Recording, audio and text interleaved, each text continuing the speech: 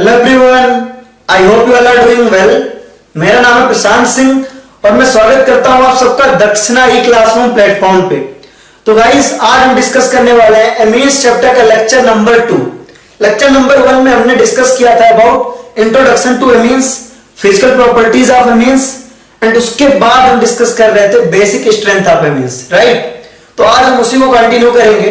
तो lecture start करें इससे पहले आई होप आप सभी मस्त स्वस्थ एंड जबरदस्त होंगे, सोशल डिस्टेंसिंग मेंटेन कर रहे होंगे और अपने फैमिली का ध्यान रख रहे होंगे। तो स्टार्ट करेंगे आज का लेक्चर। हाथ में लीजिए पेन एंड पेपर एंड चेहरे पर रखिए एक बड़ी सी स्माइल, राइट। तो हम बेसिक स्ट्रेंथ को ही कंटिन्यू कर रहे हैं। मैंने आपको लास्ट क्लास में बोला था कि आप 11th क्लास के जीओसी के नोट्स से बेसिक स्ट्रेंथ अच्छे से रिवाइज करके आइएगा, राइट। अगर आप ढंग से रिवाइज करके आए होंगे तो आज जो भी हम बेसिक स्ट्रेंथ का पोर्शन करने वाले होंगे वो आपको बहुत ही आसान लगने वाला है, राइट। तो चलिए हम स्टार्ट करेंगे क्वेश्चन के साथ ही। देखिए क्वेश्चन क्या कह रहा है उस पर हम आते हैं डायरेक्टली। क्वेश्चन आपका कंपेयर बेसिक स्ट्रेंथ ही है कि आपको बेसिक स्ट्रेंथ कंपेयर करना है इन कंपाउंड्स में। एनिलीन्स ही है, आपका पहला भी एनिलीन है, आपका दूसरा कंपाउंड भी एक एनिलीन ही है, CH2CH3 है। फिर आपका जो नेक्स्ट कंपाउंड है वो है आपका एनिलीन है, उस पर आपका यहाँ पे नीचे OH लगा हुआ, OH ग्रुप लगा हुआ। फोर्थ भी आपका क्या है, नीचे आपका Br ग्रुप लगा हुआ। तो जब भी इस तरह का क्वेश्चन आए कंपेयर बेसिक स्ट्रेंथ, तो मैंने आपको क्या बताया था, क्योंकि सारी सिचुएशन हमें सेम दिख रही है, सारे सब कुछ हमको सेम दिख रहा है ना। अगर आपको इसमें बेसिक स्ट्रेंथ कंपेयर करना है तो अगर आप यहाँ पे नाइट्रोजन का हाइब्रिडाइजेशन देखेंगे तो वो भी आपका सेम आएगा। हर जगह आपका नाइट्रोजन बेंजीन रिंग से लगा हुआ है, सारी सिचुएशन सेम है एक्सेप्ट जो कुछ ग्रुप लगे हुए, राइट। यहाँ पे भी आपका कुछ ग्रुप है, यहाँ पे भी आपका ग्रुप है और यहाँ पर भी आपका ग्रुप है, राइट। तो देखिए यहाँ पे कौन सा ग्रुप है आपका CH2CH3, यहाँ पे आपका OH और यहाँ पे Br। अगर आप इन ग्रुप्स को देखो तो ये ग्रुप जो है आपका क्या शो कर रहा है, ये ग्रुप शो करेगा आपका +H। सीधी सी बात है, मैंने आपको बोला था अगर सारी कंडीशन सेम है तो हम ग्रुप्स को देखते हैं कि कौन से हमको ग्रुप है ना, कौन सा ग्रुप क्या शो कर रहा है। आपका शो करेगा +H क्योंकि इसके पास 2 अल्फा हाइड्रोजन है। अगर आप कायदे से ऑब्जर्व करो तो 2 अल्फा हाइड्रोजन है यहाँ पे, राइट। तो ये शो करेगा आपका +H। अगर आप OH को देखो तो ये क्या शो करेगा आपका, ये शो करेगा आपका +M। क्या शो करेगा आपका +M शो करेगा। अगर आप Br को देखो तो Br आपका +M भी शो करता है और -I भी शो करता है। कोई भी हाइड्रोजन एटम आपका +M भी शो करता है और -I भी शो करता है, लेकिन डोमिनेट कौन सा करेगा, डोमिनेट करेगा आपका -I। तो अगर आप इनमें बेसिक स्ट्रेंथ कंपेयर करेंगे तो बहुत ऑब्वियस है, आपको पता है +M और +H वाले क्या करते हैं, बेसिक स्ट्रेंथ बढ़ाते हैं। क्या करते हैं, आपका बेसिक स्ट्रेंथ बढ़ाते हैं। तो अगर आप इसको कंपाउंड A मानो, इसको कंपाउंड B मानो, इसको कंपाउंड C मानो और इसको कंपाउंड D मानो, तो आप कायदे से ऑब्जर्व करोगे तो पाओगे B और C का बेसिक स्ट्रेंथ ज्यादा होगा क्योंकि वहां +M और +H ग्रुप लगा हुआ है। अब अगर आप देखो +M और +H क्या करते हैं, बेसिक स्ट्रेंथ बढ़ाते हैं, लेकिन जो +M ग्रुप है वो ज्यादा बढ़ाएगा। हम ज्यादा प्रायोरिटी किसको देंगे, +M को देंगे। ज्यादा प्रायोरिटी किसको देंगे, +M को। तो मोस्ट बेसिक यहां पे क्या हो जाएगा आपका C, फिर आपका आएगा +H वाला, फिर होगा आपका B।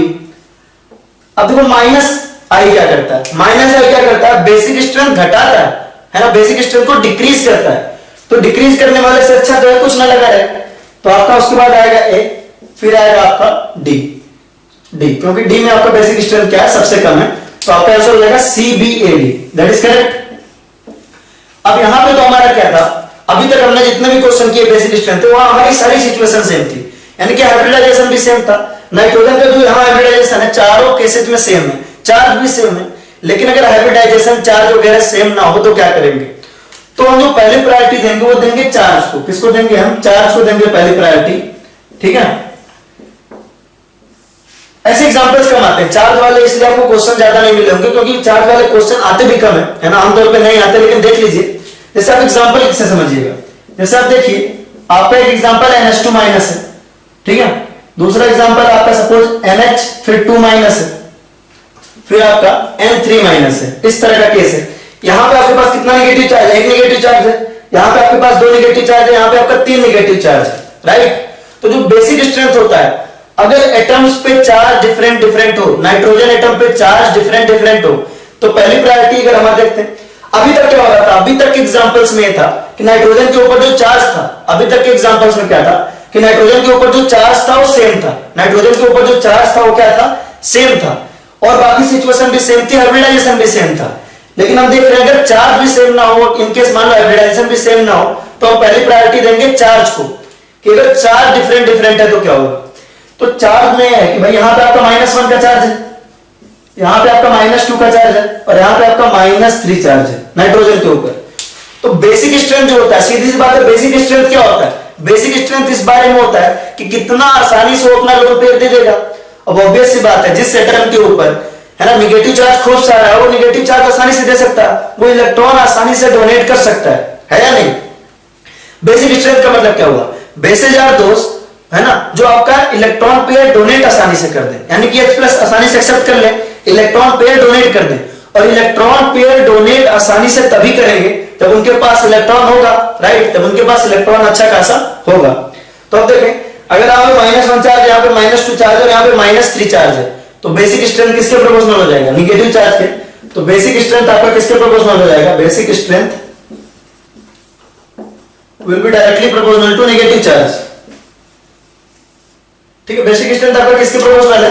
Negative charge. लेकिन यकीन मानिए इस तरह के एग्जांपल्स आपको बहुत कम मिलेंगे, राइट, इस तरह के एग्जांपल्स बहुत कम मिलेंगे अपने को करने के लिए। ठीक है, तो अब देखें, निगेटिव चार्ज जितना ज्यादा होगा बेसिक स्ट्रेंथ क्या होगा? उतना ही ज्यादा होगा। तो अगर आप कायदे से ऑब्जर्व करें तो आपका इस वाले एटम का क्या होगा? ज्यादा होगा, इस वाले स्पीशीज का ज्यादा होगा। ठीक है, सबसे कम होगा यहाँ पे, क्योंकि -1 का चार्ज है, यहाँ पे आपका -3 का चार्ज है, राइट। तो -3 चार्ज वाले का सबसे ज्यादा, फिर आपका NH2- का, फिर आपका NH2- का, फिर आपका NH2 पे माइनस का, राइट। तो ध्यान देंगे, सबसे ज्यादा आपका इस स्पीशीज का, फिर आपके इस स्पीशीज का, फिर आपके इस स्पीशीज का, राइट।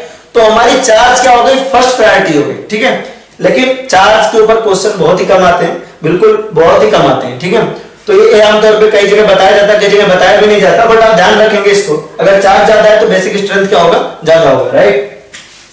जो सेकंड और है ना हमारे बहुत ज्यादा प्रायोरिटी का है, बहुत ज्यादा इंपॉर्टेंस का है, वो ये कि आप देखें हाइब्रिडाइजेशन, आप देखें हाइब्रिडाइजेशन, देखें सेकंड पे आप देखते हैं हाइब्रिडाइजेशन। अगर आपका हाइब्रिडाइजेशन डिफरेंट डिफरेंट है, ठीक है, चार्ज आपने देख लिया, चार्ज अगर नहीं है, और आमतौर पे ऐसे ही क्वेश्चन मिलेंगे जिसमें चार्ज नहीं होगा, फिर हम सेकंड नंबर पे देखेंगे हाइब्रिडाइजेशन। क्या देखेंगे? हाइब्रिडाइजेशन। अब हाइब्रिडाइजेशन क्यों देखेंगे? क्योंकि हमको चेक करना परसेंटेज एस कैरेक्टर। हम हाइब्रिडाइजेशन देखेंगे और देखेंगे परसेंटेज एस कैरेक्टर। आपको पता है अगर परसेंटेज एस कैरेक्टर ज्यादा होता है, ठीक है, परसेंटेज एस कैरेक्टर ज्यादा होता है, तो आपका क्या ज्यादा होता है? तो आपका इलेक्ट्रोनेगेटिविटी ज्यादा होता है। क्या होता है? आपका इलेक्ट्रोनेगेटिविटी ज्यादा होता है। परसेंटेज एस कैरेक्टर ज्यादा होता है तो आपका इलेक्ट्रोनेगेटिविटी ज्यादा होता है। और अगर इलेक्ट्रोनेगेटिविटी ज्यादा है, इसका मतलब क्या है? वो एटम, इलेक्ट्रोनेगेटिव एटम क्या करता है? इलेक्ट्रोनेगेटिव एटम इलेक्ट्रॉन को अपने पास रखना चाहता है। इलेक्ट्रोनेगेटिव एटम क्या करता है? वो इलेक्ट्रॉन को अपने पास रखना चाहता है, वो डोनेट नहीं करना चाहता है। एक बार फिर से रिपीट करता हूं कि इलेक्ट्रोनेगेटिव एटम क्या चाहता है? इलेक्ट्रोनेगेटिव एटम इलेक्ट्रॉन को अपने पास रखना चाहता है, वो डोनेट नहीं करना चाहता है। तो परसेंटेज एस कैरेक्टर क्या ज्यादा है? परसेंटेज एस कैरेक्टर ज्यादा है तो इलेक्ट्रोनेगेटिविटी आपकी ज्यादा है। इलेक्ट्रोनेगेटिविटी ज्यादा है तो इलेक्ट्रॉन पेयर को आसानी से डोनेट नहीं करेगा, यानी बेसिक स्ट्रेंथ क्या होगी? बेसिक स्ट्रेंथ आपकी कम हो जाएगी, बेसिक स्ट्रेंथ घट जाएगी, बेसिक स्ट्रेंथ आपकी क्या हो जाएगी? घट जाएगी, बेसिक स्ट्रेंथ आपकी कम हो जाएगी। ठीक है, इसलिए आपको बोला था 11th पढ़ के आने के लिए, कि 11th का रिवाइज करके आने के लिए, क्योंकि ये जो टॉपिक है ना वो एमईएस में है भी नहीं, मतलब मैक्सिमम लोग इसको एमईएस में पढ़ाते भी नहीं है। ये आपका जीओसी का ही टॉपिक है, प्योरली हम इसको जीओसी में ढंग से पढ़ाते हैं। ठीक है, यहाँ पे तो इसलिए क्योंकि यहाँ पे रिवीजन कर लेंगे, तो क्योंकि क्वेश्चन इस टॉपिक में भी आएंगे इससे, तो यहाँ पे बिल्कुल इसको शॉर्ट है ना, शॉर्टकट में कर रहे हैं, केवल ब्रश कर रहे हैं इन टॉपिक्स को कि किस तरीके से आपको बेसिक स्ट्रेंथ कंपेयर करना है। इसीलिए कहा जाता है कि 11th का पोर्शन आपके लिए बहुत इंपॉर्टेंट होता है। 11th में ये सारी चीजें हम पढ़ा देते हैं, एसिडिक स्ट्रेंथ, बेसिक स्ट्रेंथ वगैरह वगैरह। ठीक है, तो ये सारी चीजें आपने 11th में देखी होंगी कायदे से।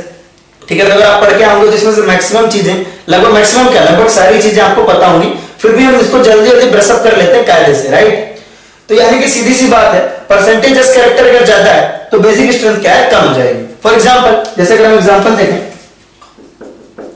CH3 CH2 NH2, नेक्स्ट देख रहे हैं CH3 CH double bond NH, यहां पे देखिए CH3 C ट्रिपल बॉन्ड है, इस तरह का है हमारा। ठीक है, तो अगर आप हाइब्रिडाइजेशन देखो, है ना, अगर आप हाइब्रिडाइजेशन देखो कि क्या हाइब्रिडाइजेशन है यहाँ पे नाइट्रोजन की, तो अगर आप यहाँ पे हाइब्रिडाइजेशन देखोगे नाइट्रोजन की तो क्या होगा? अगर आप यहाँ पे हाइब्रिडाइजेशन देखोगे नाइट्रोजन की तो आएगी sp3। क्या आएगा यहाँ पे? sp3 आएगा। देख लीजिए 3 सिग्मा बॉन्ड और एक लोन पेयर है, 3 सिग्मा बॉन्ड और एक लोन पेयर, लोन पेयर आपका डीलोकलाइज्ड नहीं है, हाइब्रिडाइजेशन होगा आपका sp3। यहां पे देखें 2 सिग्मा बॉन्ड और एक लोन पेयर, हाइब्रिडाइजेशन आपका sp2 और यहां पे हाइब्रिडाइजेशन आपका sp। परसेंटेज एस कैरेक्टर की बात करेंगे, परसेंटेज एस कैरेक्टर यहां पे है 50%, यहां पे आपका परसेंटेज एस कैरेक्टर 33% और यहां पे आपका 25%। परसेंटेज एस कैरेक्टर जितना ही ज्यादा होगा, परसेंटेज एस कैरेक्टर क्या होगा, जितना ज्यादा होगा, परसेंटेज एस कैरेक्टर जितना ज्यादा होगा, इलेक्ट्रोनेगेटिविटी उतनी ज्यादा होगी, इलेक्ट्रॉन पेयर डोनेट करने की इच्छा उतनी ही कम होगी और बेसिक स्ट्रेंथ क्या होगी, उतनी ही कम होगी। तो बेसिक स्ट्रेंथ का ऑर्डर क्या हो जाएगा, ये हो जाएगा आपका। परसेंटेज एस कैरेक्टर अगर ज्यादा है, परसेंटेज एस कैरेक्टर अगर ज्यादा है तो बेसिक स्ट्रेंथ क्या होगी, कम। परसेंटेज एस कैरेक्टर ज्यादा तो बेसिक स्ट्रेंथ कम, राइट।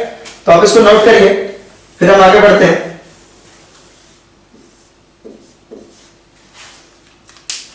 चलिए फिर इसको और क्वेश्चन करते हैं हाइब्रिडाइजेशन वाले के ऊपर।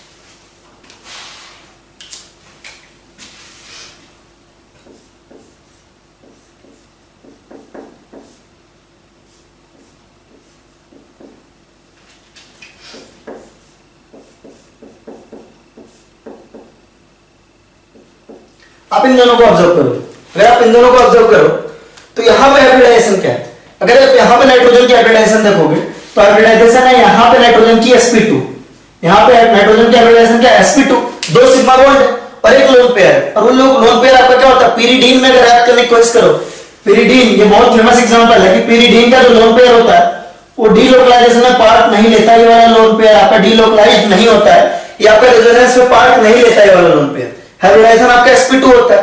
और यहां पे देखिए, अगर आप यहां पे हाइब्रिडाइजेशन देखेंगे तो यहां पे आपका 3 सिग्मा बॉन्ड और एक लोन पेयर, 3 सिग्मा बॉन्ड और एक लोन पेयर, हाइब्रिडाइजेशन आपका आ गया sp3। कितना आएगा आपका sp3, ठीक है। ये आपका पाइपीरिडीन है, क्या है आपका पाइपीरिडीन, ठीक है, नाम याद करते चलेंगे, पाइपीरिडीन,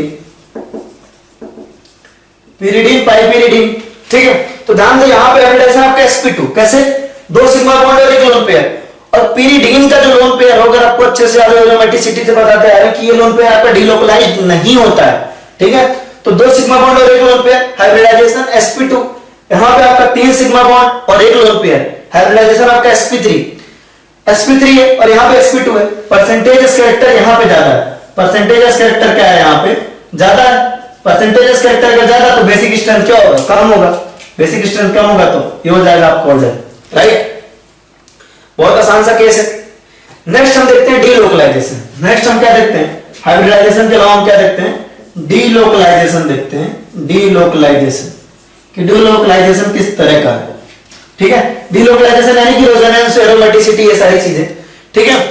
तो इसमें बहुत सिंपल आता है, एमीन्स नहीं, अगर हम एमाइड्स और एमीन्स में बात करें, जैसे आप एक एग्जांपल ले लीजिए, CH3CO NH2 और नेक्स्ट हमारा एग्जांपल है CH3CH2 NH2, ठीक है। तो अगर आपसे पूछे कोई एमाइड्स और एनिलीन्स में, सॉरी एमाइड्स और एमाइंस में आप क्या करो, बेसिक स्ट्रेंथ कंपेयर करो, तो ये आपका एमाइड्स है, एमाइड है, और ये आपका क्या है, एमीन, क्या है आपका एक एमीन है। तो एमाइड्स और एमीन में बेसिक डिफरेंस क्या है कि जो एमाइड का लोन पेयर है ना, एमाइड का जो लोन पेयर है वो क्या है, इसके साथ कॉन्जुगेशन में देखिए ये लोन पेयर इधर आएगा और ये लोन पेयर इधर आएगा, तो यहां लोन पेयर क्या है, कॉन्जुगेशन में। अगर लोन पेयर कॉन्जुगेशन में यानी कि वो अवेलेबल नहीं है, किस चीज के लिए अवेलेबल नहीं है, वो आपका डोनेट करने के लिए आसानी से अवेलेबल नहीं है। यहां पे देखिए एमीन्स के केस में, देखिए एमीन्स के केस में ये लोन पेयर कहीं भी डीलोकलाइज्ड नहीं है, ये लोन पेयर कहीं भी नहीं जा रहा है। एमाइड के केस में देखिए ये वाला लोन पेयर इधर आ रहा है, फिर ये आपके इधर जा रहा है, ठीक है, इसके साथ कॉन्जुगेशन में। तो कॉन्जुगेशन में होने की वजह से ये लोन पेयर आपका अवेलेबल नहीं है फॉर डोनेशन। अगर ये अवेलेबल नहीं है तो ये आसानी से डोनेट नहीं कर पाएगा, तो इसकी बेसिक स्ट्रेंथ क्या होगी, कम होगी, इसकी बेसिक स्ट्रेंथ ज्यादा होगी। तो चूंकि ये डीलोकलाइज्ड है, ये वाला लोन पेयर क्या है, डीलोकलाइज्ड है, डीलोकलाइज्ड है, यानी कि क्या है, लेस अवेलेबल है for donation, it means less available for donation, it means less available for donation, ज्यादा अवेलेबल नहीं है, डोनेशन के लिए ज्यादा अवेलेबल नहीं है, ठीक है। यहां का लोन पेयर क्या है आपका डीलोकलाइज्ड है, it mean that is less available for donation, ज्यादा अवेलेबल नहीं है डोनेशन के लिए, सीधी सी बात है, वो डीलोकलाइज्ड है। तो एमाइड्स में क्या हो रहा है, एमाइड्स में आपका लोन पेयर क्या हो रहा है, डीलोकलाइज्ड है ना, एमाइड्स में आपका लोन पेयर इधर जा रहा है और एमीन्स में ऐसा नहीं हो रहा है फिलहाल इस एग्जांपल में। तो अगर आप बेसिक स्ट्रेंथ देखोगे तो इसकी ज्यादा होगी as compare to it, right. एक और फेमस एग्जांपल देखते हैं,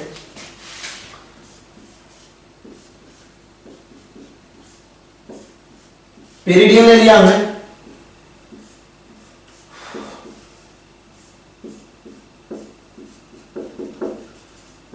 एनिलीन ले लिया हमने, ये सारे एग्जांपल आपने क्लास 11th में देखे, सारे के सारे एग्जांपल आपने क्लास 11th में देखे, वो भी कायदे से देखें। और नेक्स्ट हमने ले लिया पायरोल ले लिया। अगर इसमें बेसिक स्ट्रेंथ कंपेयर करने को कहा जाए, अब देखिए ध्यान से देखिएगा, अगर इसमें बेसिक स्ट्रेंथ कंपेयर करने के लिए कहा जाए, ध्यान दीजिएगा कि आपका ये वाला जो लोन पेयर है, अगर आप इस लोन पेयर को देखिए कायदे से, इस वाले लोन पेयर को देखिए, तो मैंने बोला था पीरिडीन में वाला लोन पेयर क्या है, एरोमेटिसिटी में इन्वॉल्व नहीं होता, नाइदर रेजोनेंस में इन्वॉल्व होता है। ये वाला आपका जो लोन पेयर है वो रेजोनेंस में इन्वॉल्व नहीं होता है ना, पीरिडीन है, पीरिडीन है, पीरिडीन, ये सारी चीजें आपको आएंगी। ये वाला जो लोन पेयर होता है पीरिडीन का, नॉट इन्वॉल्वड इन रेजोनेंस, ये रेजोनेंस में इन्वॉल्व नहीं होता, राइट, ये आपका रेजोनेंस में इन्वॉल्व नहीं होता, not involved in resonance, right. अब देखिए यहां पे ये वाला लोन पेयर जो होता है, ये वाला लोन पेयर आपका इन्वॉल्व होता है रेजोनेंस में, किसमें इन्वॉल्व होता है, रेजोनेंस में। अगर आप देखिए ये रिंग में आपका जाएगा, ये इस तरफ आएगा, तो ये रेजोनेंस में इन्वॉल्व है। अगर आप इसको देखें तो ये दोनों साइड रेजोनेंस में इन्वॉल्व है, ये रेजोनेंस में इन्वॉल्व है, इधर भी और इस साइड भी। तो ध्यान देंगे ये वाला लोन पेयर इन्वॉल्व नहीं है, ये वाला लोन पेयर रेजोनेंस में इन्वॉल्व नहीं है, यानी कि यहां से इलेक्ट्रॉन सबसे अच्छे से डोनेट हो सकता है। यानी कि अगर आप देखें ए बी सी, अगर इनको मार्क करें, ए बी सी मार्क करें, तो आपका ए का जो ए का बेसिक स्ट्रेंथ मैक्सिमम होने वाला है, क्योंकि ये रेजोनेंस में पार्ट नहीं ले रहा है। बाकी बी और सी में आपका लोन पेयर जो है रेजोनेंस में पार्ट ले रहा है, रेजोनेंस में पार्ट ले रहा है। तो बी और सी में कैसे कंपेयर करेंगे, ध्यान दें कि आप देखें जो आपका सी है, ये पाइरोल है, आपका पाइरोल है, पाइरोल है, इसका लोन पेयर रेजोनेंस में इन्वॉल्व है ना, इसका लोन पेयर क्या है आपका रेजोनेंस में इन्वॉल्व, ठीक है। रेजोनेंस में इन्वॉल्व होने के साथ साथ ये एरोमेटिसिटी के लिए रिस्पांसिबल है, ये लोन पेयर आपका किसके लिए रिस्पांसिबल है, एरोमेटिसिटी के लिए रिस्पांसिबल है। किसके लिए रिस्पांसिबल है, responsible for aromaticity, responsible for aromaticity, aromaticity.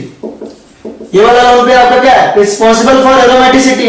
Pyrrole वाले अगर आप लोन पेयर को देखेंगे तो ये क्या है आपका रिस्पांसिबल फॉर एरोमेटिसिटी। तो अगर इस एग्जांपल में देखें आप, तो पहला था आपका पीरिडीन, पीरिडीन का जो लोन पेयर था वो लोन पेयर बहुत आसानी से डोनेट हो सकता था as compare to this two. क्यों, क्योंकि वो आपका रेजोनेंस में इन्वॉल्व नहीं था, तो सबसे आसानी से तो हमने उसको निकाल दिया, सबसे आसानी से हमने उसको डोनेट कर दिया, तो सबसे अच्छा बेस हुआ आपका ए।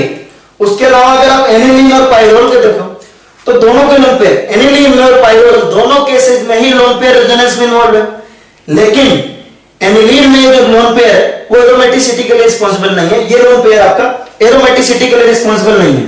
ये वाला लोन पेयर यहां पे जो प्रेजेंट है वो आपका एरोमेटिसिटी के लिए रिस्पांसिबल नहीं है, राइट।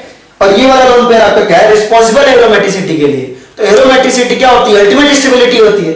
तो ये लोन पेयर आसानी से डोनेट नहीं करेंगे, क्यों, क्योंकि अगर ये लोन पेयर देंगे तो एरोमेटिसिटी लूज हो जाएगी, तो ये कंपाउंड नहीं चाहेगा कि ये आपका क्या करे, लोन पेयर डोनेट करे, तो ये सबसे पुअर बेस होगा। तो जो बेसिक स्ट्रेंथ ऑर्डर हो जाएगा वो हो जाएगा आपका बी, फिर आएगा सी। ए में आपका रेजोनेंस में इन्वॉल्व नहीं था, तो ये तो सबसे अच्छा बेस हो गया। और बी और सी में क्या था, आपका रेजोनेंस में तो इन्वॉल्व था, लेकिन सी में ये लोन पेयर आपका क्या था, एरोमेटिसिटी के लिए रिस्पांसिबल था, राइट। चलिए इसको आप नोट करिए, फिर एक और एग्जांपल देखते हैं।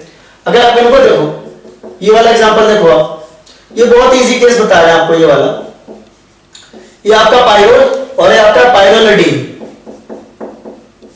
तो ये बहुत सिंपल है बताना, पाइरोल और पाइरोलिडीन। अगर आप हाइब्रिडाइजेशन से देखोगे तब भी ये आंसर आएगा, अगर आप रेजोनेंस से देखोगे तब भी ये आंसर आएगा। ध्यान दें यहां पे अगर आप हाइब्रिडाइजेशन देखो, हाइब्रिडाइजेशन यहां पे क्या है आपका sp2 है, और यहां पे हाइब्रिडाइजेशन क्या है आपका sp3 है।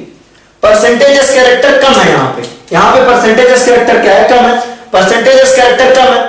यहां पे हाइब्रिडाइजेशन क्या है आपका sp3 है, यहां पे हाइब्रिडाइजेशन आपका क्या है sp2 है। ध्यान दें यहां पे आपका 3 सिग्मा बॉन्ड है, 1 2 3 सिग्मा बॉन्ड और एक लोन पेयर, हाइब्रिडाइजेशन है sp3। यहाँ पे देखिए आपका 3 सिग्मा बॉन्ड है, लेकिन जो लोन पेयर वो डीलोकलाइज्ड है, तो उसको काउंट नहीं करेंगे, तो हाइब्रिडाइजेशन होगा आपका sp2। हाइब्रिडाइजेशन क्या होगा? sp2। तो ध्यान दें, जो sp3 हाइब्रिडाइजेशन है, परसेंटेज एस कैरेक्टर कम है, यहाँ पे परसेंटेज एस कैरेक्टर ज्यादा है। अगर परसेंटेज एस कैरेक्टर ज्यादा है तो वो आसानी से जो आपका इलेक्ट्रॉन डोनेट नहीं करेगा, तो पुअर बेस होगा। पहला रीजन तो ये हो गया। दूसरा रीजन ये भी है कि आपका रेजोनेंस में पार्ट ले रहा है और एरोमेटिसिटी के लिए रिस्पांसिबल भी है। तो अगर आप इनमें बेसिक स्ट्रेंथ देखोगे तो बहुत अच्छा बेस होगा ये वाला एज कंपेयर टू इट। ठीक है, तो ये काफी अच्छा बेस हो जाएगा, जो पाइरोलिडीन होगा आपका पाइरोल के कंपैरिजन में बहुत अच्छा बेस होगा। तो इसको आप नोट करिए, फिर हम आगे बढ़ते हैं। राइट, चलिए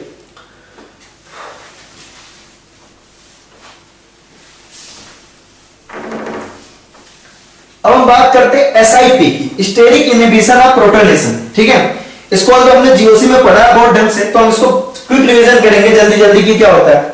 जैसे अगर आप देखो एसआईआर पढ़ा होगा आपने कुछ नाम सुने होंगे। जैसे आपने पढ़ा होगा ऑर्थो इफेक्ट, आप एसआईआर कहते हो, स्टेरिक इनहिबिशन ऑफ रेजोनेंस, या ऑर्थो इफेक्ट भी कहते हो। इसको क्या कहते हो? आपका ऑर्थो इफेक्ट कहते हो। किसमें? कार्बोक्सिलिक एसिड में पढ़ा है इसमें आपने।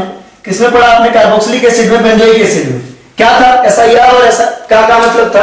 एसआईआर बोलो या ऑर्थो इफेक्ट बोलो का क्या मतलब था उसका, कि अगर आप एक बेंजोइक एसिड लियो, ठीक है, बेंजोइक एसिड लियो इस तरह का, तो इसके ऑर्थो पोजीशन पे कोई बल्कि ग्रुप अगर लगाओ, फॉर एग्जांपल CH3 लगाओ, ठीक है, तो इसकी एसिडिक स्ट्रेंथ क्या हो जाती थी? इंक्रीज हो जाती थी। क्या हो जाती थी? आपका इंक्रीज हो जाती थी। फॉर एग्जांपल अगर आप इन दोनों में कंपेयर करने को बोलो, ये सारी चीजें हमने जीओसी में पढ़ रखी है एक बार सही से, तो अगर आप इन दोनों में कंपेयर करने को बोलो, इन दोनों में कंपेयर करने को बोलो, ठीक है, एसिडिक स्ट्रेंथ कंपेयर कर रहे हैं। अभी इन दोनों में क्या कंपेयर कर रहे हैं? एसिडिक स्ट्रेंथ कंपेयर कर रहे हैं। राइट, तो आप देखो यहाँ CH3 किस पोजीशन पे लगा? आपको ऑर्थो पोजीशन पे लगा है, और ऑर्थो पोजीशन पे कोई भी बल्कि ग्रुप लगाओ तो ऑर्थो इफेक्ट की वजह से, किसकी वजह से? आपका ऑर्थो इफेक्ट की वजह से क्या होता है?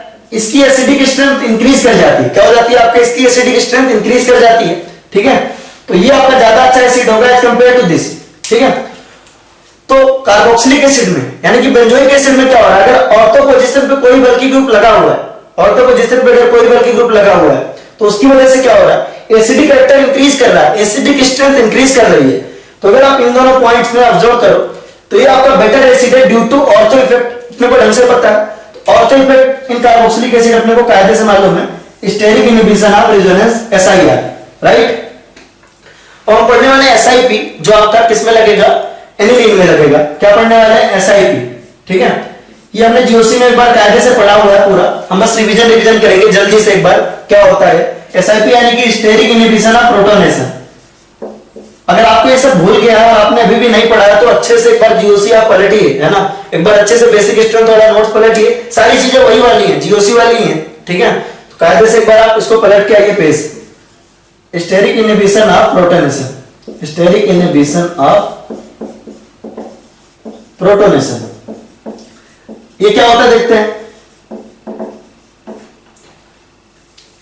चलिए ध्यान दीजिएगा, जैसे मान लीजिए कि अगर ऑर्थो पोजीशन पे यहां पे लगा हुआ था आपका, तो एसिडिक स्ट्रेंथ क्या कर रहा था? इंक्रीज कर रहा था। वैसे ही बेसिक स्ट्रेंथ अगर एनिलीन में आप कंपेयर करें, अगर आपका कोई बगल में बल्कि ग्रुप लगा हो, जैसे अगर फॉर एग्जांपल आपका यहां पे CH3 ग्रुप लगा है, ध्यान दीजिएगा थोड़ा, तो अगर ये H+ एक्सेप्ट करेगा, अगर ये H+ एक्सेप्ट करेगा तो किस तरह का बनेगा? देखिए ध्यान दीजिएगा, अगर ये H+ एक्सेप्ट करेगा, अगर H+ एक्सेप्ट कर ले तो किस तरह का दिखेगा प्रोडक्ट में? देखिएगा ये इस तरह का कुछ नजर आएगा। देखिए बगल में आपका बल्कि ग्रुप है, यहाँ पे आपका CH3 है, यहाँ पे आपका CH3 है, यहाँ पे आपका M, यहाँ पे H, यहाँ पे H, यहाँ पे H, इस तरह का आ जाएगा। इसने क्या कर लिया? H+ एक्सेप्ट कर लिया तो इस तरह का दिख रहा है। ठीक है, अब ध्यान दें कि H+ एक्सेप्ट, देखिए पहले ग्रुप ऑलरेडी थोड़ा बड़ा था, पहले ग्रुप थोड़ा बड़ा था और H+ एक्सेप्ट करने के बाद और बड़ा हो गया। ये क्या हो गया? H+ एक्सेप्ट करने के बाद और बड़ा हो गया, तो ऑर्थो पोजीशन पे कोई और बल्कि ग्रुप होगा तो ये क्या करेगा? रिपेल करेगा। क्या करेगा? आपका रिपेल करेगा, है ना। ध्यान दीजिए पहले NH2 इतना बड़ा था, ठीक है, NH2 था, अब एक और हाइड्रोजन आ जाएगा तो इसकी साइज और बढ़ जाएगी। एक और हाइड्रोजन लगने की वजह से इसकी साइज और इंक्रीज कर जाएगी। राइट, एक और हाइड्रोजन लगने की वजह से इसकी साइज और इंक्रीज कर जाएगी।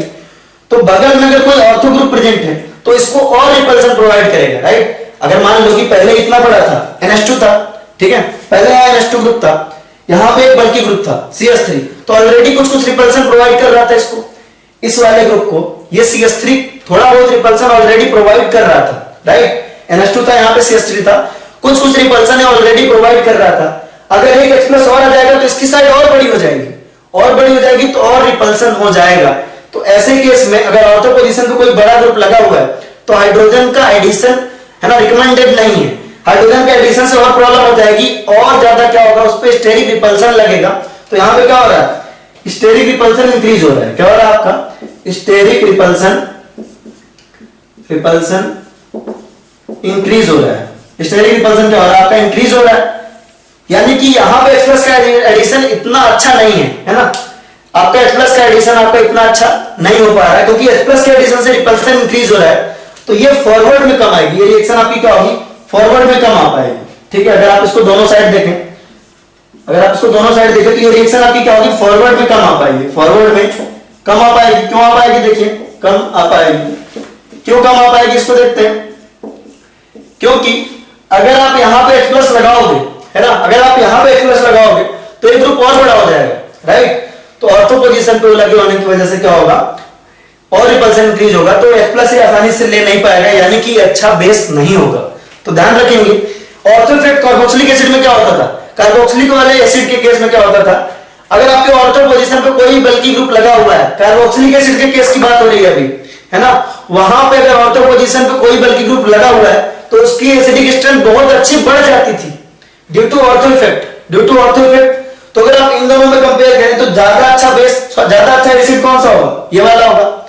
लेकिन अगर आप एनिलीन में कंपेयर करें, एमेंस में कंपेयर करें बेसिक स्ट्रेंथ, तो वहां पे क्या होगा, यहां पे ऑर्थो ग्रुप लगे होने के कारण इसकी बेसिक स्ट्रेंथ इन डिक्रीज हो रही है। क्या हो रही है आपकी, डिक्रीज हो रही है। यहां पे H+ का एडिशन मुश्किल हो पा रहा है, राइट। तो ओवरऑल कहने का क्या मतलब है, अगर आप इन दोनों में बेसिक स्ट्रेंथ कंपेयर करोगे, बेसिक स्ट्रेंथ कंपेयर कर रहे हैं इन दोनों में, बेसिक स्ट्रेंथ कंपेयर कर रहे हैं इन दोनों में, ठीक है, बेसिक स्ट्रेंथ कंपेयर कर रहे हैं तो इसका बेसिक स्ट्रेंथ क्या आ रहा है, अच्छा आ रहा है। तो कहने का क्या मतलब है, ओवरऑल हमारी समरी ये निकल के आती है कि अगर आप कार्बोक्सिलिक एसिड को ऑब्जर्व करो, तो वहां पे ऑर्थो पोजीशन पे कोई बल्कि ग्रुप लगे होने की वजह से इसका एसिडिक स्ट्रेंथ अच्छा खासा इंक्रीज हो जाता है, और ऑर्थो इफेक्ट की वजह से ऑर्थो पोजीशन पे अगर कोई बल्कि सब्स्टिट्यूएंट है तो इसका एसिडिक स्ट्रेंथ काफी अच्छा हो जाता है। और इन दोनों में अगर आप कंपेयर करो तो इसका एसिडिक स्ट्रेंथ आपको बेटर मिलेगा, एसिडिक स्ट्रेंथ क्या होगा, बेटर मिलेगा।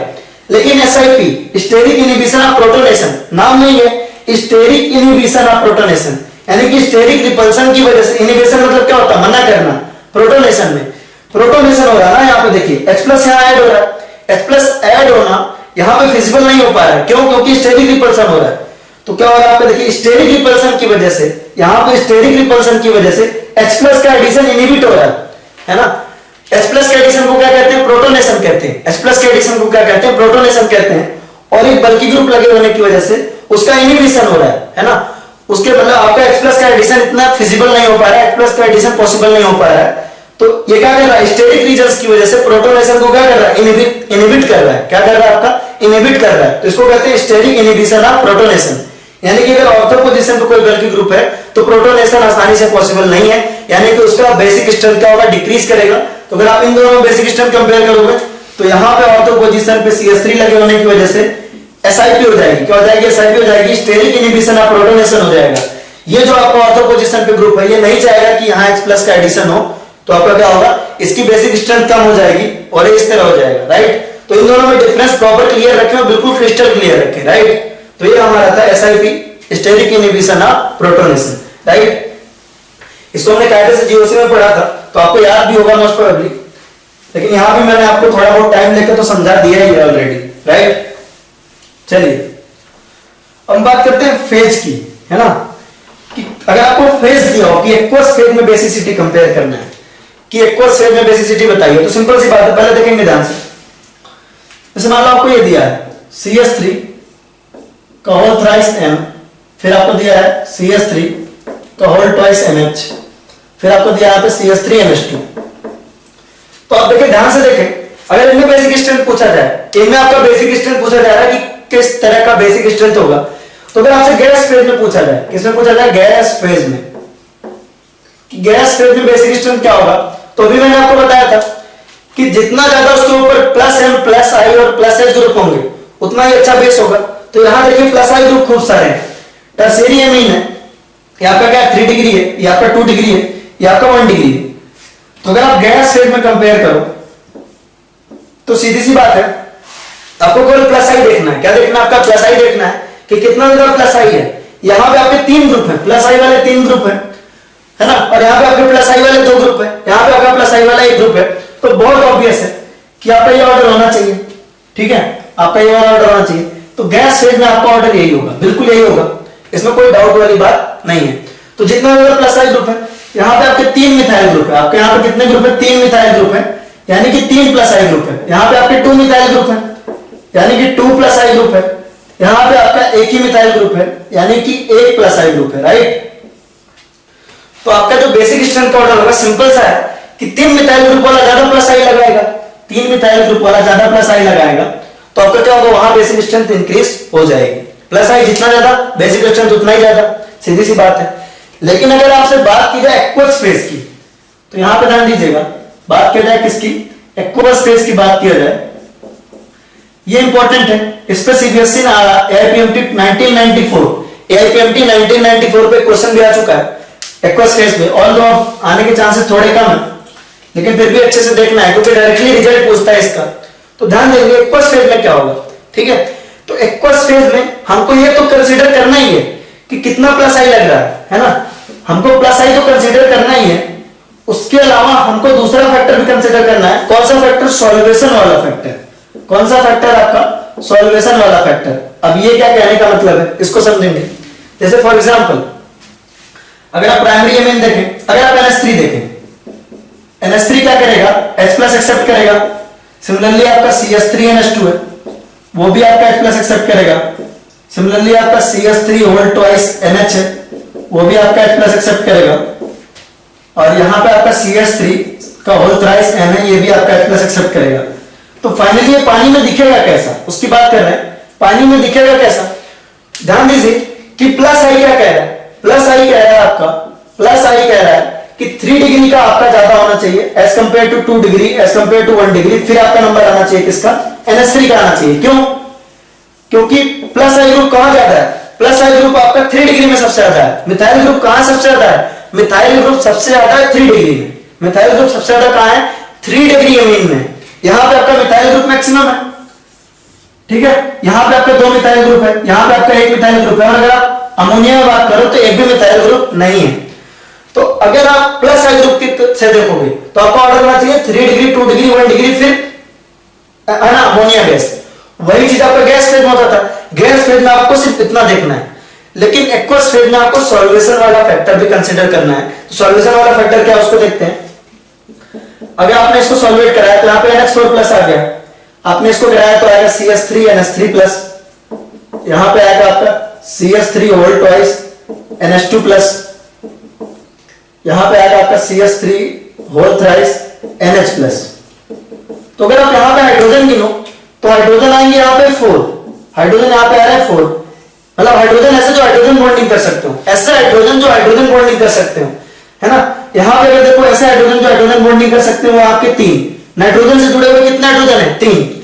यहां पे आपके 2 हाइड्रोजन, यहां पे आपका एक ही हाइड्रोजन है। तो यही हाइड्रोजन होंगे, सोच के देखो NH4 प्लस, है ना, CH3 NH3 plus, CH3 whole twice NH2 plus और CH3 whole thrice NH plus. इनमें जो हाइड्रोजन है that will be responsible for hydrogen bonding. These hydrogen will responsible for these hydrogens will responsible for are responsible for H bonding with water, H bonding with water. आपको पता है जितना ज्यादा अच्छे से सॉल्वेट होंगे उतना ही ज्यादा स्टेबल होंगे। अब सीधी सी बात है कि जितना सॉल्वेशन आपका बढ़ेगा, सॉल्वेशन आपका कब इंक्रीज करेगा? सॉल्वेशन मतलब कितना अच्छे से हाइड्रोजन बॉन्डिंग बना सकता है वाटर के साथ। जितना ज्यादा आपका सॉल्वेशन होगा उतना ही ज्यादा, सीधी सी बात है। अब सोच के देखो कि आपका ये तीनों, आपका ये चारों जो है H+ के साथ रिएक्ट करके ये बना रहा है। अब ठीक है, वो रिएक्ट किस रेट से कर रहा है, कैसे कर रहा है, ये तो मैटर करता ही है। साथ में ये भी मैटर करता है कि रिएक्ट करने के बाद जो कंपाउंड बने ये चारों, आप इसको देखो, इसको देखो, इसको देखो और इसको देखो, रिएक्ट करने के बाद जो बना है वो कितना ज्यादा सॉल्युबल है, वो कितना ज्यादा स्टेबल है, ठीक है। तो प्रोडक्ट की भी तो स्टेबिलिटी चेक करनी है ना। तो अब देखो सॉल्वेशन इंक्रीज करेगा अगर हाइड्रोजन इंक्रीज करेगा, सीधी सी बात है। अगर हाइड्रोजन का नंबर इंक्रीज करेगा तो सॉल्वेशन इंक्रीज करेगा। सॉल्वेशन इंक्रीज करने का मतलब हुआ कि पानी में उतना ही ज्यादा सॉल्युबल होगा, यानी कि उतने ही अच्छे रेट से बन रहा होगा, सीधी सी बात है।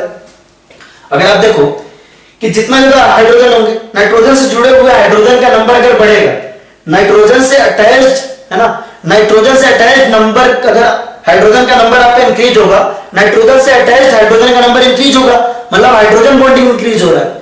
मतलब क्या इंक्रीज हो रहा है आपका, हाइड्रोजन बॉन्डिंग इंक्रीज हो रहा है। और अगर हाइड्रोजन बॉन्डिंग इंक्रीज हो रहा है, इसका मतलब वो पानी में उतना ज्यादा सॉल्युबल है ना, सॉल्वेशन है उनका उतना ज्यादा वो स्टेबल है। तो स्टेबल ज्यादा उस हिसाब से कौन आ रहा है, उस हिसाब से सबसे ज्यादा स्टेबल आ रहा है आपका ये, और सबसे कम स्टेबल आ रहा है आपका ये, राइट। तो दोनों फैक्टर को कंसीडर करने के बाद है ना, आपका प्लस आई कह रहा है कि जो ऑर्डर होना चाहिए, प्लस आई वाला ऑर्डर कह रहा है आपका कि 3 डिग्री 2 डिग्री 1 डिग्री होना चाहिए।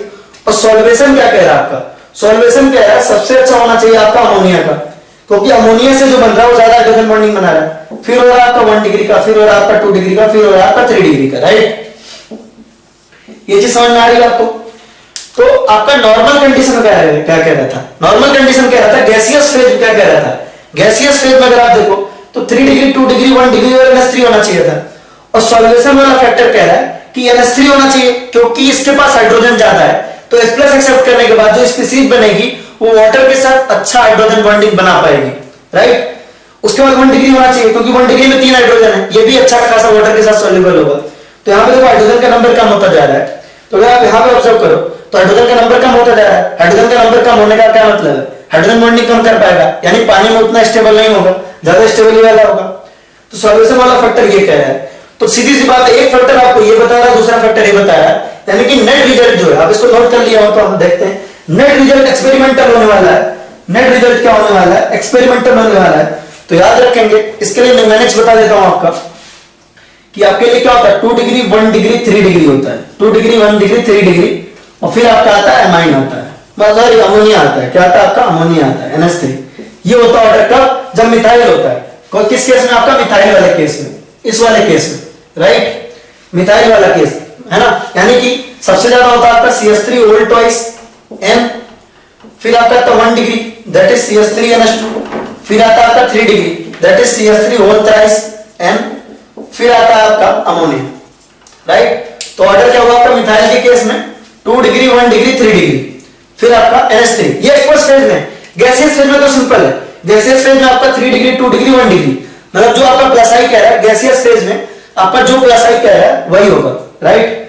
अगर मिथाइल की जगह इथाइल दिया हो तो ऑर्डर क्या होता है आपका, ऑर्डर होता है आपका 2 डिग्री 3 डिग्री 1 डिग्री, फिर आपका अमोनिया गैस NH3, राइट। यानी कि बेसिकली कहने का क्या मतलब है, C2H5 होल ट्वाइस NH, फिर आपका C2H5 होल थ्राइस N, फिर आपका आएगा C2H5 NH2 2 degree 3 degree 1 degree, फिर आपका आएगा अमोनिया। ये रिजल्ट पूरी तरह से एक्सपेरिमेंटल है और आपको याद रखने, ठीक है, क्योंकि इंपॉर्टेंट बहुत है। ये जो इथाइल वाला केस है आपका 1994 में आ चुका है, 1994 के आपके APMT में आ चुका है, APMT में आ चुका है ये वाला सवाल आपका। इथाइल वाला जो केस है आपका 1994 APMT में आ चुका है, राइट। तो उसको याद रखने का बिल्कुल सिंपल तरीका है कि मिथाइल के लिए आप याद रखें नंबर 213, कितना 213, और इथाइल के लिए आप याद रखें 231। इस नंबर के थ्रू याद रख सकते हैं। 213 मतलब क्या हुआ, 2 डिग्री 1 डिग्री 3 डिग्री, और 231 का मतलब हुआ 2 डिग्री 3 डिग्री 1 डिग्री। तो मिथाइल के लिए ऑर्डर है आपका 2 डिग्री 1 डिग्री 3 डिग्री, यानी कि 213, और इथाइल के लिए जो ऑर्डर है वो आपका 2 डिग्री 3 डिग्री 1 डिग्री। ये एक्वस फेज में बेसिसिटी है। ये किसकी बात कर रही है आपकी, एक्वस फेज में बेसिसिटी की बात कर रही है, एक्वस सॉल्यूशंस में बेसिसिटी, ठीक है। तो मिथाइल ग्रुप आपका, अगर मिथाइल ग्रुप लगा हुआ तो ऑर्डर होगा आपका 213, 2 degree 1 degree 3 degree, 2 degree 1 degree 3 degree. अगर आपका इथाइल ग्रुप लगा हुआ तो ऑर्डर होगा 2 डिग्री 3 डिग्री 1 डिग्री। 213 231 याद रखने का तरीका है, याद रखेंगे मिथाइल वाले के लिए 213 और इथाइल वाले के लिए 231, राइट। इस तरह से आप इसको याद रख सकते हैं, सीधी सी बात है, 213 231, ठीक है। अगर कंफ्यूजन होने लगे, कभी कई बार ऐसा होता है नंबर तो हमें याद रह जाते हैं, 213 और 231 नंबर याद रह जाएगा कि 213 और 231 नंबर क्या है, ठीक है। लेकिन अगर कंफ्यूजन होने लगे कि 213 किसका था, 231 किसका था, तो याद रखें ग्रुप कौन सा बड़ा होता है, ग्रुप कौन सा बड़ा होता है, ग्रुप आपका इथाइल बड़ा होता है, मिथाइल ग्रुप छोटा होता है। तो जो ग्रुप बड़ा उसके सामने नंबर बड़ा है। 213 और 231 में नंबर कौन सा बड़ा है आपका, 231 है, तो जो ग्रुप बड़ा है वही नंबर बड़ा है, याद रखेंगे। इथाइल ग्रुप के लिए 231, फिर आपका इसके लिए 213, ठीक है। तो इसको आप नोट करिए, फिर आगे बढ़ते हैं।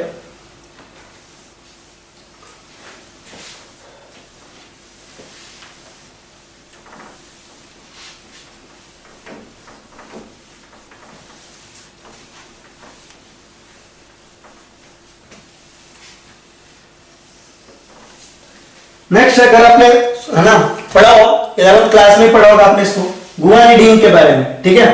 गुआनिडीन के बारे में पढ़ा होगा। ये स्ट्रक्चर आपका किसका है, ये पर्टिकुलर स्ट्रक्चर आपका किसका है, गुआनिडीन का, गुआनिडीन बेस का। इंपॉर्टेंट है। Guanidine is one of the strongest base, है ना। ये आपका क्या है, गुआनिडीन, गुआनिडीन है। ये आपका क्या, one of the strongest base, क्या आपका one of the strongest base, one of the strongest base. क्यों है स्ट्रॉन्गेस्ट बेस, पहली बात तो आपको दिख रहा होगा खूब सारे डोनेटिंग ग्रुप है, खूब सारे NH2 है, मतलब दिखने में तो पहले देख के क्या लग रहा है, खूब सारे NH2 है। यहां भी आपका नाइट्रोजन का है लोन पेयर है, यहां भी आपका लोन पेयर है, और यहां भी आपका लोन पेयर है, ठीक है। तो ये आसानी से यहां से आपका क्या कर सकता है, डोनेट कर सकता है। अगर इन तीनों में पूछा जाए, है ना, कि सबसे अच्छा मतलब अगर आप देखा जाए कि अगर आप इसको देखो, सिर्फ देख के आप इसके बारे में क्या कह सकते हो, अगर आप इनको देख के बताना हो कि भाई देख के क्या लग रहा है मुझे कि 3 जगह से डोनेट कर रहा है, लेकिन एक्चुअली ये बहुत अच्छे बेस क्यों है, इसका रीजन क्या है कि ये one of the strongest base है। आप सबको मालूम होगा, अगर आपने 11th में ढंग से पढ़ा होगा, लेकिन एक बार फिर से रिपीट कर लेते हैं, इसको रिवाइज कर लेते हैं कि क्या रीजन होगा। अगर आप इसको कायदे से ऑब्जर्व करो तो यहाँ जो आपका लोन पेयर है उसके लिए 2-2 प्लस एन ग्रुप है। ये दोनों ग्रुप आपके किस तरह काम करेंगे, यहां से भी आपका डोनेट करेगा ये इलेक्ट्रॉन, यहां से भी डोनेट करेगा, तो ये किसकी तरह काम करेंगे, पहला तो आपका ये प्लस एम की तरह काम करेगा, इलेक्ट्रॉन डोनेट करेगा, ये भी आपका किसकी तरह काम करेगा, प्लस एम की तरह काम करेगा। अगर आप गुआनिडीन को देखो तो गुआनिडीन आपका क्या है, one of the strongest base है। क्यों है, पहली बात तो देखने से क्या लग रहा है हमको कि ये 3 इलेक्ट्रॉन 3 जगह से आपका लोन पेयर डोनेट कर रहा है, बट एक्चुअली क्या है कि अगर आपका देखो, अगर आप इसको कंसीडर करो, इस वाले ग्रुप को कंसीडर करो, तो इस ग्रुप को सपोर्ट करने के लिए कितने हैं, पहला रीजन ये है कि ये भी आपका यहां से प्लस एम शो करता है और ये भी आपका यहां से प्लस एम शो करता है, प्लस एम यहां से शो कर रहा है, यहां से प्लस एम शो कर रहा है, राइट। ध्यान दें, यहां से आपका प्लस एम शो कर रहा है, यहां से आपका प्लस एम शो कर रहा है, तो 2-2 प्लस एम ग्रुप है। तो पहला रीजन आपका कि 2-2 प्लस एम ग्रुप है, एक प्लस एम यहां से और दूसरा प्लस एम यहां से। और प्लस एम ग्रुप क्या करते हैं, आपका प्लस एम ग्रुप आपका बेसिक कैरेक्टर बढ़ाते हैं, प्लस एम ग्रुप आपका बेसिक कैरेक्टर इंक्रीज करते हैं, बेसिक कैरेक्टर क्या करते हैं, इंक्रीज करते हैं, बेसिक स्ट्रेंथ बढ़ाते हैं। और सेम आपके डबल बॉन्ड के जस्ट बगल में आपके 2-2 प्लस एम ग्रुप है, यहां से NH2 आपका क्या शो कर रहा है, प्लस एम शो कर रहा है, यहां से भी NH2 क्या शो कर रहा है, आपका प्लस एम शो कर रहा है। तो पहले रीजन हो गया कि भाई प्लस एम ग्रुप है ना, दोनों आपका प्लस एम शो कर रहे हैं, तो आपका क्या कर रहे हैं, बेसिक कैरेक्टर बढ़ा रहे हैं। प्लस एम क्या कर रहा है, आपका बेसिक कैरेक्टर बढ़ा रहा है, बेसिक स्ट्रेंथ क्या कर रहा है, इंक्रीज कर रहा है प्लस एम की वजह से। दूसरा क्या है, दूसरा अगर ये H+ एक्सेप्ट कर ले तो कैसा दिखेगा, ध्यान देना। अगर ये आपका H+, दूसरा रीजन क्या है उसको देखेंगे, अगर ये पर्टिकुलर कंपाउंड H+ एक्सेप्ट कर ले तो किस तरह का शक्ल का दिखेगा, ये देखते हैं। अगर H+ एक्सेप्ट कर ले तो किस तरह दिखेगा, उसको हम देख रहे हैं। H+ एक्सेप्ट करने के बाद ये इस तरह दिखेगा, ध्यान देंगे, इस तरह का आ जाएगा।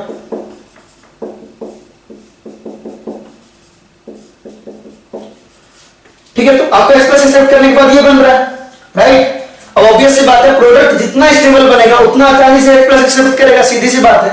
ये H+ अच्छे से एक्सेप्ट तब करेगा जब आपका जो बनने वाला प्रोडक्ट है वो बहुत ज्यादा स्टेबल हो। अब ये स्टेबल क्यों है, ड्यू टू रेजोनेंस। अगर आप इसके रेजोनेटिंग स्ट्रक्चर बनाएंगे, अगर आप इसके रेजोनेटिंग स्ट्रक्चर कायदे से बनाए तो देखिए किस तरह बनेगा।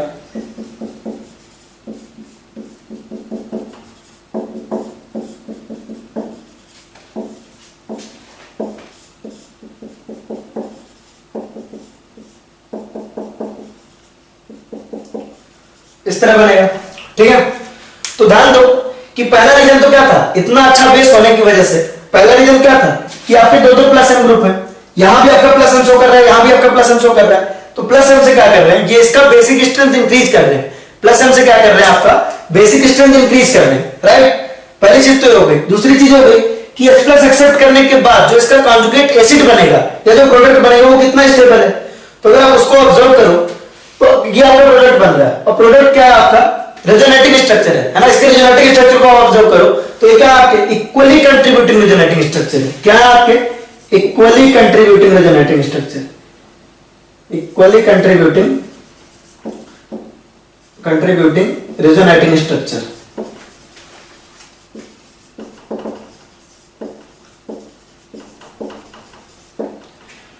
तो पहली चीज तो ये है ना। तो गुआनिडीन इतने अच्छे बेसिस क्यों होते हैं, गुआनिडीन इतने अच्छे बेसिस इसलिए होते हैं क्योंकि पहली बात तो दो प्लस एन ग्रुप है। दूसरी बात है कि H प्लस एक्सेप्ट करने के बाद जो कॉन्जुगेट एसिड बन रहा है यानी कि जो प्रोडक्ट बन रहा है वो आपका रेजोनेंस स्टेबलाइज्ड है। क्या आपका रेजोनेंस स्टेबलाइज्ड है। एक तो रेजोनेंस स्टेबलाइज्ड है, दूसरी बात ये है कि ये जो रेजोनेटिंग स्ट्रक्चर है यहाँ पे क्या है, equally contributing resonating structures are more stable, right. इस वजह से गुआनिडीन बहुत अच्छे बेसिस होते हैं, है ना, इंपॉर्टेंट है। अगर आपको इसका रीजन याद रहे ना रहे, रीजन याद रखना इतना इंपॉर्टेंट नहीं है, लेकिन आपको रिजल्ट तो याद रह जाना चाहिए, ये स्टेटमेंट तो याद रह जाना चाहिए, राइट, कि ये स्टेटमेंट बोला गया था गुआनिडीन के बारे में। तो ये मैंने बिल्कुल शॉर्टकट में, बिल्कुल है ना, शॉर्टकट में आपको बेसिक स्ट्रेंथ रिवाइज कराने की कोशिश की है ना, क्योंकि अपने पास ज्यादा टाइम नहीं है। जब हम एसिडिक बेसिक स्ट्रेंथ पढ़ते थे तो बिल्कुल इसको 3-4 लेक्चर लेके करते थे, आराम से basic strength acidic strength revise करते थे। तो हमारे लिए ये सारी चीजें नहीं भी थी और हमने काफी पढ़ लिया इसके बारे में। तो हमने बिल्कुल इसको शॉर्टकट में रिवाइज किया है कि मतलब सारे पॉइंट्स भी कवर हो जाए और आपका बेसिक स्ट्रेंथ एक बार रिवाइज हो जाए। बट ऑब्वियस सी बात, आप सबको पता है ये सारी चीजें हमने 11th में पढ़ी थी, लगभग हमने सारी चीजों के बारे में बात 11th क्लास में की थी। और 11th क्लास का अगर हमको अच्छे से क्लियर है तो ये वाली चीजें हमें बहुत आसान लगेंगी। इसी वजह से बोला जाता है कि ऑर्गेनिक आपका मोस्टली डिपेंड करता है कि आपने 11th में कैसे पढ़ा है। 11th में अगर आपने ढंग से पढ़ा है तो आपकी 12th की ऑर्गेनिक बिना कहे अच्छी हो जाएगी। अगर आपने 11th में ऑर्गेनिक ढंग से नहीं पढ़ा है तो आपकी 12th की ऑर्गेनिक में थोड़ा मुश्किल होगा। तो आप रिवाइज करते रहे, 11th का भी रिवाइज करते रहे, राइट। चलिए, ये तो बात हो गई हमारी एमाइंस की बेसिसिटी की, बेसिक स्ट्रेंथ की। अब हम बात करेंगे कि एमाइंस को बनाते कैसे, ठीक है, कि एमाइंस को बनाएंगे कैसे, उसको सिंथेसाइज कैसे करेंगे। तो नेक्स्ट स्टडी में हमारी प्रिपरेशन ऑफ एमाइंस। क्या है हमारी प्रिपरेशन ऑफ एमाइंस, कि उनको बनाएंगे कैसे। प्रिपरेशन ऑफ एमाइंस में हम सबसे पहले वो मेथड देखेंगे जिस मेथड के बारे में हमने ऑलरेडी पहले पढ़ रखा है। वो सारे मेथड हम देखेंगे पहले जिनके बारे में हमको आइडिया पहले से है, फिर हम नए मेथड देखते हैं। ये तो हमारा शुरू से ट्रेंड रहा है। तो सबसे पहले मेथड आप ही बताओ क्या लिखें। सबसे पहले लिखेंगे हम फ्रॉम एमाइड। सबसे पहले हमारा फ्रॉम एमाइड, किस तरीके से एमाइड से बनाते हैं, फ्रॉम एमाइड्स। एमाइड से कैसे बनाते हो आप एमीन्स को, अरे याद करने की कोशिश करो। हॉफमैन है ना, ब्रोमोमाइड डिग्रेडेशन किस तरह बनाते हो आप, Hoffmann bromamide degradation, Hoffmann bromamide degradation, Hoffmann bromamide degradation. हमने ऑलरेडी इसको पढ़ लिया किसमें, कार्बोक्सिलिक एसिड में डेरिवेटिव में, डिग्रेडेशन, हॉफमैन ब्रोमोमाइड डिग्रेडेशन। पहले उन मेथड्स को हम करेंगे जो हमको ऑलरेडी आते हैं। ये वाला हमको ऑलरेडी आता है, हमने इसको ऑलरेडी किसमें कवर कर लिया है, इसको हमने कवर कर लिया आपका एसिड्स एंड डेरिवेटिव्स में, एमाइड्स वाले पोर्शन में कवर कर लिया, कार्बोक्सिलिक एसिड वाले चैप्टर में इसको कवर कर लिया, ऑलरेडी कवर्ड। बट यहां भी हम जल्दी जल्दी ब्रशअप कर लेते हैं कि इसमें होता क्या है, ऑलरेडी कवर्ड। जल्दी जल्दी ब्रशअप कर लेते हैं कि इसमें होता क्या है, आपका हॉफमैन ब्रोमोमाइड डिग्रेडेशन में होता क्या है, ठीक है। तो बिल्कुल आपको अच्छे से याद होगा कि आपका एक एमाइड होता है, हॉफमैन ब्रोमोमाइड डिग्रेडेशन में आपका क्या होता है, एक एमाइड होता है, उसका आप रिएक्शन करवाते हो, किसके साथ करवाते हो, Br2 प्लस KOH के साथ करवाते हो, या फिर आपको क्या लिखा हुआ मिल सकता है, Br2 प्लस NaOH हो सकता है, या फिर आपको मिल सकता है NaOBr, या फिर आपको ऐसा लिखा हुआ मिल सकता है KOBr, क्योंकि ये दोनों रिएक्ट करके ये बनाएंगे, right. Br2 plus NaOH react करके यही बनाते हैं, Br2 प्लस NaOH रिएक्ट करके आपका NaOBr ही बनाता है। आपको मिल सकता है KOBr या आपको मिल सकता है OBr माइनस, इसमें से आपको कुछ भी लिखा हुआ मिल सकता है, तो उसको लेकर बिल्कुल कंफ्यूज नहीं करना है। तो होता क्या है आपका, ये एक स्टेप डाउन रिएक्शन होती है। किस तरह की रिएक्शन होती है आपकी, स्टेप डाउन रिएक्शन होती है। यहां से सिंपली आपका क्या होता है, ये वाला ग्रुप हट जाता है और सिंपल आपका RNH2 मिल जाता है। ऐसा करके रिएक्शन होता है। किस तरह का रिएक्शन होता है, आपका हो जाता है आपका यहाँ पे RNH2 बन जाता है। यानी सीधी सी बात है, अगर आपने रिएक्शन करवाया किसके साथ, CH3 CH2 CONH2 का रिएक्शन करवाया Br2 प्लस KOH के साथ, किसके साथ करवाया आपका? Br2 प्लस KOH के साथ हॉफमैन ब्रोमाइड डिग्रेडेशन होगा और क्या होगा, यहां से आपका ये हट जाएगा और सिंपल आपका एमीन बन जाएगा। 1 डिग्री एमीन बन रहा है आपका सिंपल। यहां पे आएगा आपका CH3 CH2 NH2। ठीक है, इसको आप नोट करिए। फिर हम कुछ सीरीज ऑफ रिएक्शंस पूरा करते हैं। ठीक है, काफी आसान है, हमने हॉफमैन ब्रोमाइड ऑलरेडी पढ़ा हुआ है कि आपका RCONH2 के साथ रिएक्शन करवाते हैं Br2 प्लस KOH के साथ, तो बनता RNH2। ठीक है, Br2 प्लस KOH की जगह हम Br2 प्लस NaOH ले सकते हैं, या NaOBr ले सकते हैं, या KOBr ले सकते हैं, आपका OBr माइनस ले सकते हैं। इसको हमने ऑलरेडी पढ़ रखा है, राइट। चलिए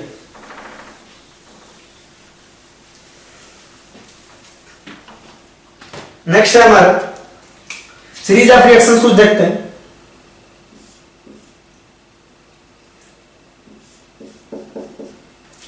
अगर आपका साइनाइड है, सपोज आपके पास साइनाइड है, आपने इसका क्या किया? कंप्लीट हाइड्रोलिसिस किया। क्या किया आपने? कंप्लीट हाइड्रोलिसिस किया। याद होगा आपका, कंप्लीट हाइड्रोलिसिस किया। तो कंप्लीट हाइड्रोलिसिस के बाद साइनाइड क्या बनाते थे? जल्दी से बताइए। कंप्लीट हाइड्रोलिसिस के बाद साइनाइड बनाता था आपका कार्बोक्सिलिक एसिड। क्या बनाता था? कार्बोक्सिलिक एसिड बनाता था। तो आपका क्या बन जाएगा? कार्बोक्सिलिक एसिड बन जाएगा, राइट। कंप्लीट हाइड्रोलिसिस करवाई तो आपने क्या बन गया? कार्बोक्सिलिक एसिड बन गया। आपको याद होना चाहिए, साइनाइड के कंप्लीट हाइड्रोलिसिस से हमें क्या मिलता था? कार्बोक्सिलिक एसिड मिलता था, राइट। और अगर इसका पार्शियल हाइड्रोलिसिस करवाया हमने, अगर हमारा लिखा हुआ है बाय डिफॉल्ट क्या होता था? हमने बोला था बाय डिफॉल्ट आपको यही इमेजिन करना है कि वो कंप्लीट हाइड्रोलिसिस है। बाय डिफॉल्ट तो क्या होगा? कंप्लीट हाइड्रोलिसिस होगा। लेकिन अगर उसमें लिख रखा है पार्शियल हाइड्रोलिसिस, क्या लिख रखा है आपका? पार्शियल हाइड्रोलिसिस, तो आपको क्या बनाना है? एमाइड बनाना है। क्या बनाना है आपको? एमाइड बनाना। और क्या बन जाएगा? इस तरह का बन जाएगा ये। यहां पे आपका क्या? इस तरह का CONH2 एमाइड बन जाएगा आपका। ध्यान याद करने की कोशिश करो, एक बार पेज पलट के देखिए कार्बोक्सिलिक एसिड वाला, कि आपके साइनाइड्स क्या होते थे? साइनाइड्स का कंप्लीट हाइड्रोलिसिस करने पे एसिड बनता था और पार्शियल हाइड्रोलिसिस करने पे एमाइड बनता था। और अगर कुछ नहीं लिखा है, आपको सिर्फ H3O+ लिखा है, तो बाय डिफॉल्ट माना जाएगा कि वो कंप्लीट हाइड्रोलिसिस ही है। तो पार्शियल हाइड्रोलिसिस के बाद आपको ये बना। फिर इसका हमने कर दिया Br2 प्लस KOH, यानी क्या किया? आपका हॉफमैन ब्रोमाइड डिग्रेडेशन किया। हॉफमैन ब्रोमाइड डिग्रेडेशन में क्या होता है? यहां से आपका कार्बन हट जाता है और आपका डायरेक्टली NH2 मिल जाता है। वहां से कार्बन कम हो जाता है और क्या मिल जाता है आपको? NH2 मिल जाता है। इस तरह का आपको प्रोडक्ट मिल जाएगा। एक और करते हैं, इस पे एक और क्वेश्चन करते हैं। जैसे आपके पास यहाँ पे अल्कोहल है, अल्कोहल का रिएक्शन आपने करवाया PCl3 के साथ। सपोज आपने किसके साथ करवाया अल्कोहल का रिएक्शन? PCl3 के साथ। PCl3 क्या होगा? आपका अल्कोहल अगर PCl3 के साथ रिएक्ट करेगा तो यहां से OH हटेगा और क्लोरीन जाके लग जाएगा। वहां से क्या होगा? आपका OH हटेगा और क्लोरीन जाके लग जाएगा और यहां पे आ जाएगा आपका क्लोरीन लग जाएगा। तो इस तरह का बन जाएगा, राइट। अगर इसका रिएक्शन हमने करवाया KCN के साथ, किसके साथ करवाया? KCN के साथ करवाया, ठीक है। तो हमारा यहां पे आके साइनाइड लग जाएगा, CN लग जाएगा, राइट। ध्यान दीजिए, यहां पे आपका अल्कोहल था, अल्कोहल का रिएक्शन आपने PCl3 के साथ करवाया। किसके साथ करवाया आपने? PCl3 के साथ करवाया। यहां पे आके क्लोरीन लग गया। फिर आपने उसका KCN के साथ रिएक्शन करवाया। KCN में आपका K+ और Cn- होगा। सिंपल न्यूक्लियोफिलिक सब्स्टिट्यूशन रिएक्शन होगी। कौन सी रिएक्शन होगी? न्यूक्लियोफिलिक सब्स्टिट्यूशन रिएक्शन होगी, SN2 रिएक्शन होगी और Cl की जगह पे आके आपका CN लग जाएगा। फिर हमने कहा इसका पार्शियल हाइड्रोलिसिस करवा देते हैं। क्या करवा देते हैं? Partial hydrolysis. अगर आपने इसका पार्शियल हाइड्रोलिसिस करवाया, पार्शियल हाइड्रोलिसिस के बाद बनेगा क्या उसको देखिए। पार्शियल हाइड्रोलिसिस के बाद आपको मिल जाएगा, यहां पे मिलेगा CO और यहां पे मिल जाएगा आपको NH2। क्या मिल जाएगा आपको? CO और NH2, ठीक है। फिर इसका हम क्या करा दें? हॉफमैन ब्रोमाइड डिग्रेडेशन करा दें।